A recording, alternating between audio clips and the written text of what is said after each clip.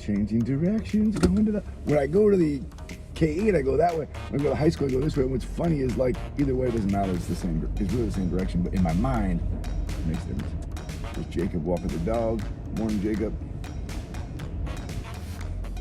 I really got to lay down this riff about this sports analogy. I think it could work. Hi, and thanks for tuning in. This is the Learn with John Eick podcast, and it's day 69 on my 180-day drive to work and school. And I'm going to high school today. Love me the high school, man. And I don't really see patterns very well, but it turns out I go to the high school at least every Wednesday, which is, I'm like, oh, I guess that's the day I go to high school. It doesn't matter. I look at my calendar every day. My calendar tells me where to go. I'm basically just a puppet of the calendar. Just a robot, and the calendar tells you where to go. That's not what we're talking about here today. Within this stretch between day, 50 and day 80, we're doing like 30 days on, creating an organizational culture where people want to be and nobody wants to leave. And I got this riff in my brain basket that I'm sure is not going to make sense as it tumbles across my tongue and into the microphone here, but in my head, it makes a ton of sense. And I get it. It's a problem. And the problem, hi, I'm the problem. It's me. My daughter's been saying that, so I know that's a thing. I've been watching too much sports. And what I recognize is that the athletes play better with a home court or home field advantage because the crowd is there behind them and cheering them on. And the crowd doesn't inherently just come out and cheer for the blue jersey or the red jersey or the purple jersey. It's the name on the back of the jersey, and you could tell that because in the middle of the game, you could, like, when Mr. So-and-so or Mrs. So-and-so gets the ball and is about to do the thing with the ball that makes the crowd happy, the crowd goes, ah, because they know that player. And why do they know that player? They don't live on the same street as that player.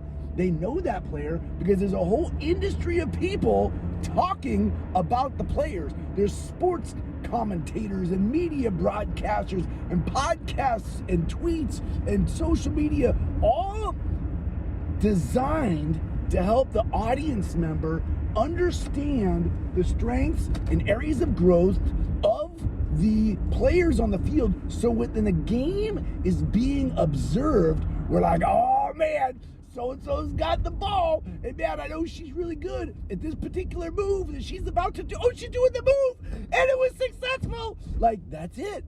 That is that's why we're so wrapped up in sports. It's not the sport itself, it's the stories behind the sports. So the deeper down the rabbit hole you go, the more podcasts you listen to, the more sports commentators you watch or consume, the more interesting the game becomes, because it becomes more than a game. It becomes these people that you think you know. Like, there's I've never tweeted at a professional athlete, but there are people out there who are like, feel like they're neighbors. Hey, neighbor, saw you doing your job last night. You missed that one 3-point shot. If you would have kept your elbow closer to your body, you would have, like, who are you?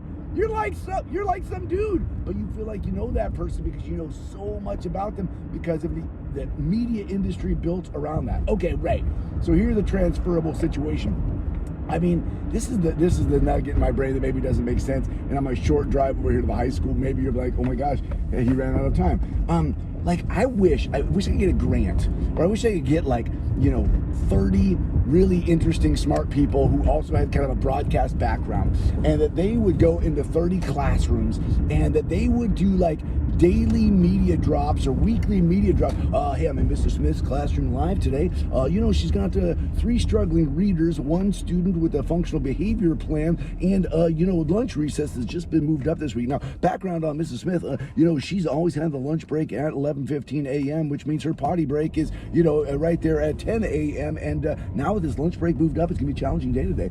Now, we are watching her utilize a new phonics program, and we know with those 3 struggling readers, she's gonna pull a small group. Now, luckily her background is she has a master's degree in small group utilization. Here she goes. Oh, look at that. That is brilliant. She has masterfully done her job. Look, let's put this on a scoreboard. That's you did 3 extra points for Mrs. Smith for pulling a small group and rockets. I don't know what it would sound like, but I think it would make the make the task of understanding what the heck is going on in the classroom far more interesting. Because I think, well, there's a person next to me in their car, and I mean, maybe they're doing a podcast too. Look, I don't know what's going on in the classroom because I'm not there every day. I wish there was a media commentator in there every day, and not from a gotcha perspective, but from a putting a person in a spotlight perspective, making them absolute superstar and hero on a media stage, because that's what we do with basketball players. They're just basketball players. They're putting a little ball through a little hoop. Like, who cares? But because the story's so built up, we idolize them and we put them up on this pedestal. Let's do that for teachers. Let's like get inside the head of like the complexities of the game, the realities of the situation, the growth opportunities and the celebrations of the spotlights, because then it wouldn't be just about the score on the board. Oh, look at our test scores. Test scores are stupid. The score of the basketball game is not the story. You know the athletes and how they perform, and then you start to really dig in and understand the scoreboard. Let's get away from scoreboards and let's get into stories. Now, how do we mobilize an army of people to tell the story of every teacher in every classroom? All right, that's all the time I got. I gotta go to the high school. All right, thanks for listening. My name is John. You can find me on the Twitters at John_Eick. We'll catch you next time. Yeah.